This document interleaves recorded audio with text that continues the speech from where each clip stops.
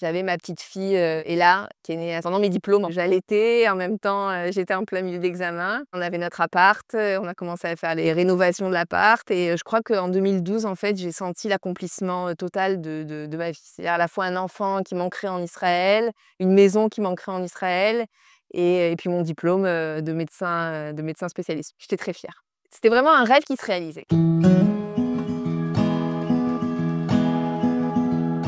Laurine Cohen-Maman, bonjour. Bonjour.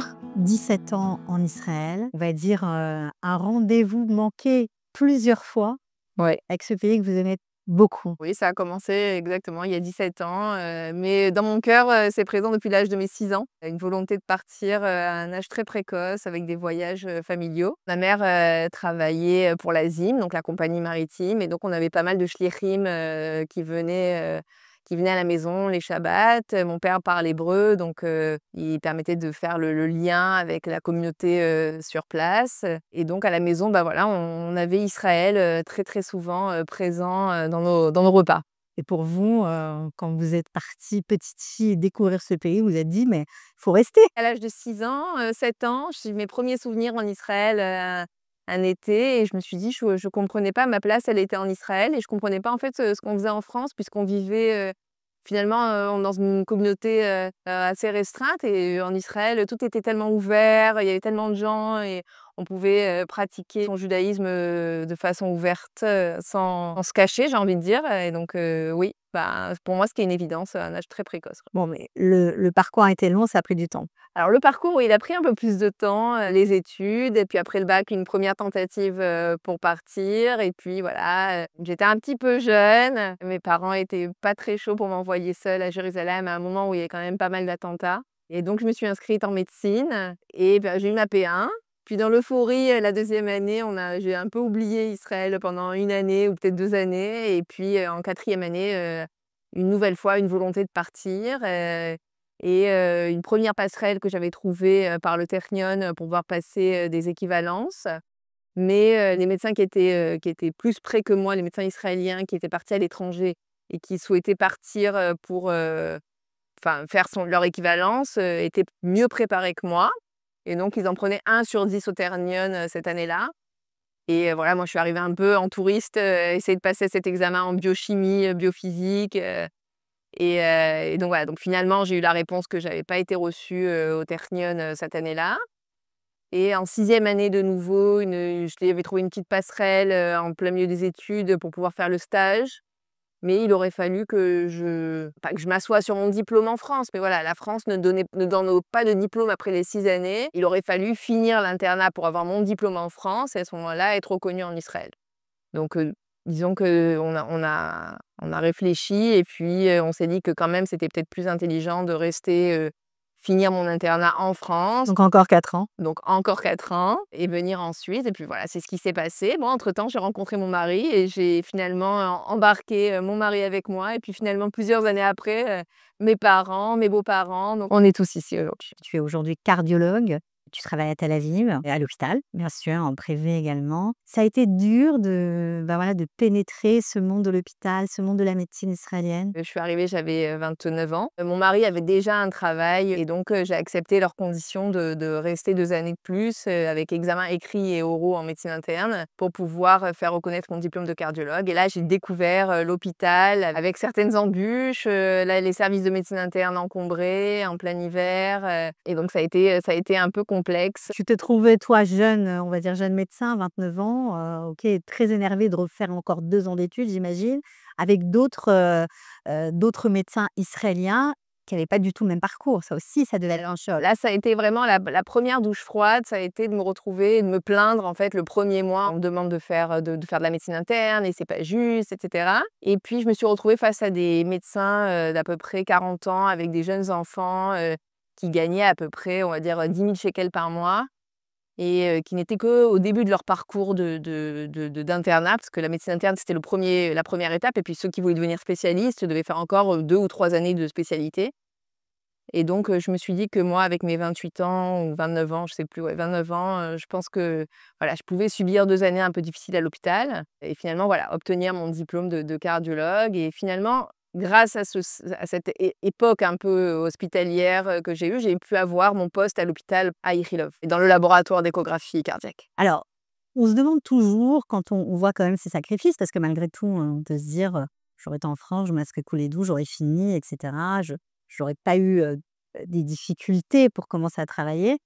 Heu, Qu'est-ce que tu penses de la médecine, toi qui as connu les 2 univers, la médecine israélienne? Alors, la médecine israélienne est très, très académique, avec beaucoup, beaucoup de recherches cliniques, et un potentiel, de grandir, même quand au départ on n'a pas été, promu à être professeur, en tout cas une capacité de pouvoir grandir au sein de l'hôpital et de faire des choses qu'en France finalement on ne nous permet pas. Tout en gardant, en même temps, une possibilité de faire du privé et donc c'est ça la différence qu'il y a entre la médecine française et la médecine israélienne, c'est qu'on peut faire du privé et sortir de l'hôpital à 3 heures et partir en clinique privée et donc faire à la fois les 2 types de pratiques.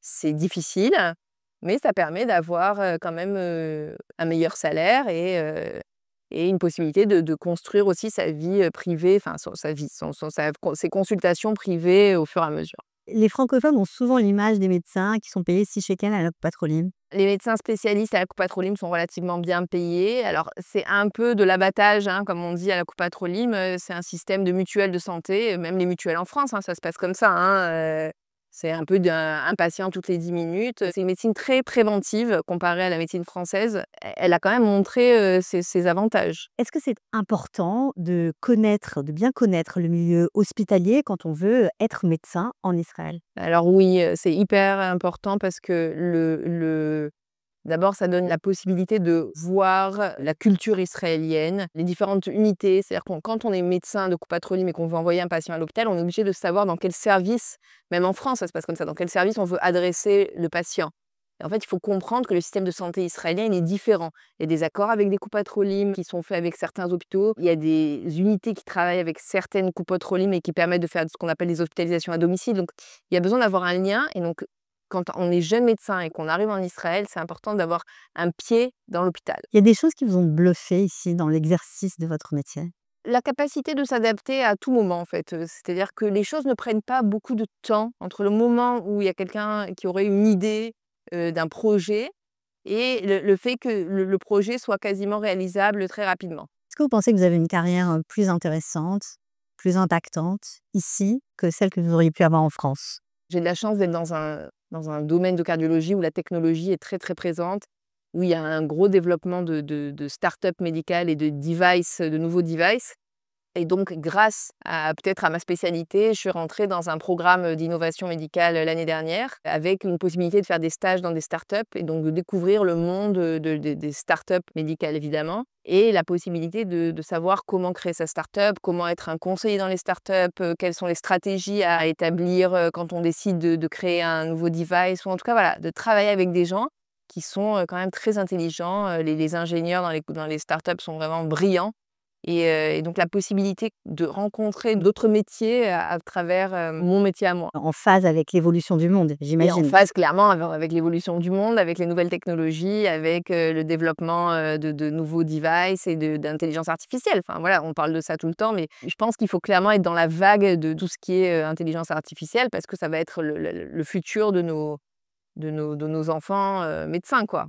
Donc, pour ceux qui commenceront médecine, il faudra toujours, faire entrer une part d'ingénierie, médicale. Évidemment que je pense que de faire ces études en Israël, c'est quand même, plus avantageux pour après, avoir une place, au sein d'Israël, faire l'armée en Israël, créer sa place. Parce que c'est pas que créer sa place au sein, d'une Coupe-Patrolime, c'est aussi créer sa place au sein d'une société. Donc, évidemment que s'il y a la possibilité de venir faire ses études en Israël, je pense que c'est quand même mieux.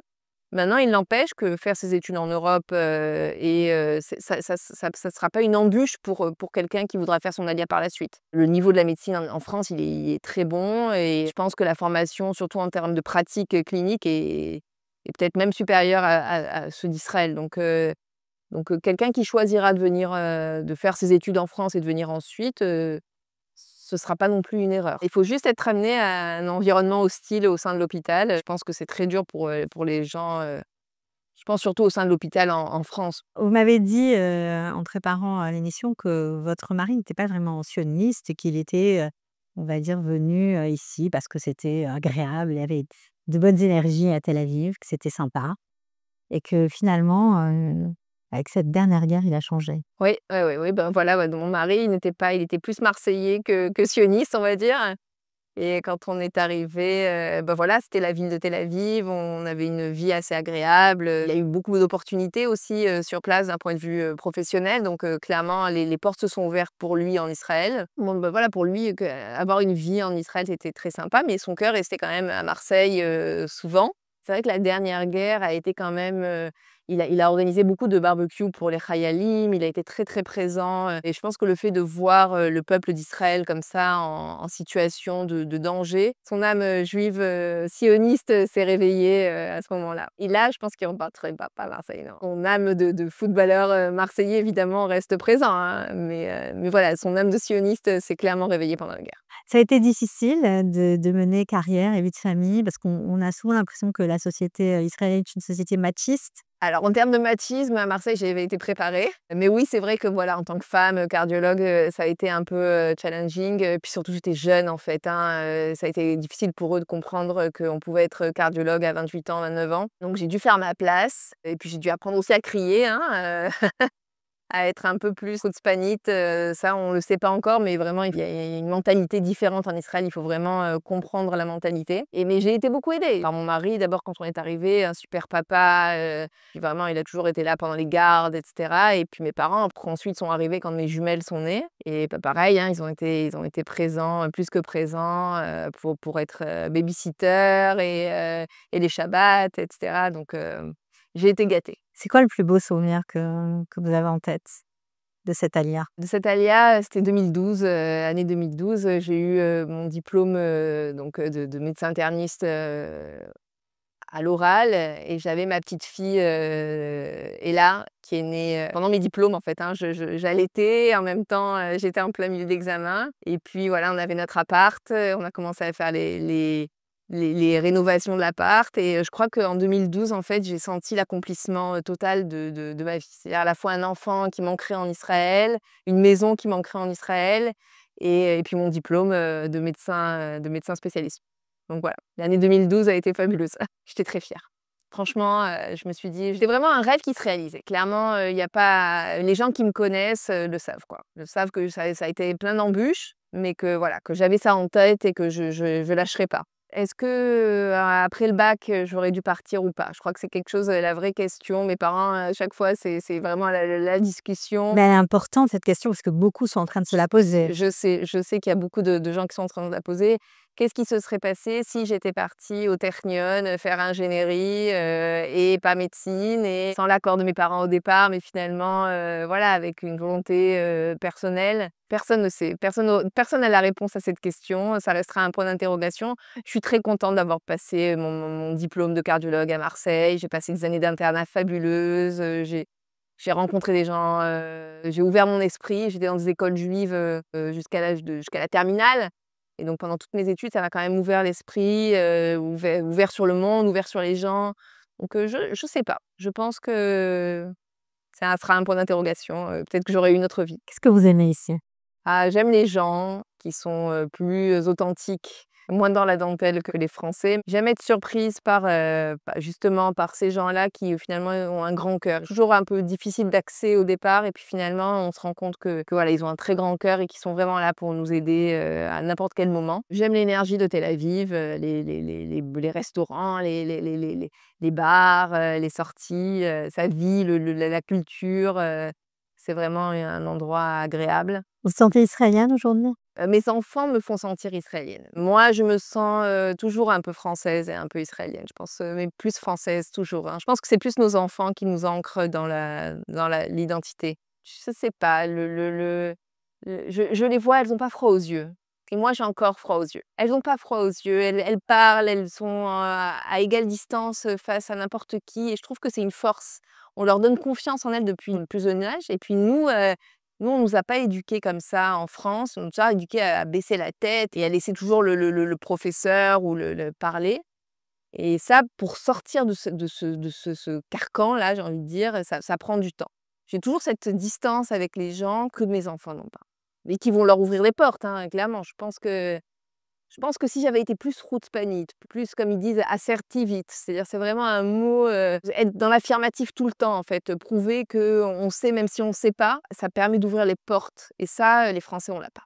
Si on fait un petit bilan, on regrette ou pas? Ah non, pas du tout, non. Je suis là, enfin clairement je suis là, j'ai ma place à l'hôpital, j'ai mes enfants qui grandissent, malgré les guerres, on reste là, on bouge pas et on fait sa carrière. Juste pour finir, vous avez envie, de donner un conseil à ceux qui sont, bah, voilà, chez eux en France, qui nous regardent et qui pensent à l'ALIA bien sûr, mais pour qui c'est pas encore très concret? À partir du moment où on décide qu'on a un rêve et qu'on peut se donner tous les moyens pour y accéder. C'est-à-dire qu'il y aura toujours quelqu'un qui trouvera une solution pour celui qui aura des difficultés, à n'importe quel moment. Je connais très peu de gens, bon, on est beaucoup de médecins quand même en Israël et je connais très peu de gens qui sont repartis parce qu'ils n'avaient pas été acceptés. Même, je connais personne en réalité, hein. Tout le monde a fini par trouver sa place, n'importe où, n'importe comment, enfin voilà, dans n'importe quelle ville, mais en tout cas, voilà, quand on a un objectif et qu'on se fixe un objectif, on trouve sur le chemin les moyens de s'aider. Des subventions, des bourses, voilà, il y a toujours des solutions, Faut pas avoir peur? non, faut pas avoir peur du tout. Franchement, il y a des solutions, j'ai jamais ressenti cette peur. De l'énervement, de la frustration, oui, plein, des pleurs, de fatigue, mais peur, non. Vous me conseillez quoi? Je conseille, de venir, bien sûr, même sans hésiter. Dans tous les cas, une expérience, c'est toujours bon. Aller dans un pays étranger et être confronté à quelque chose de nouveau, c'est toujours quelque chose qui enrichit. Donc quand bien même, il y a plein de gens qui sont venus en Israël, qui sont repartis, qui sont revenus, il ne faut pas vivre les choses comme des échecs ou comme des réussites, à court terme. La vie, elle se fait sur le long terme, donc finalement, la réussite, elle peut être, avec, un échec au départ et puis une réussite par la suite. Bon, l'essentiel, c'est d'y mettre du cœur alors. Du cœur, de l'enthousiasme, de la joie, je pense que c'est surtout ça et y croire.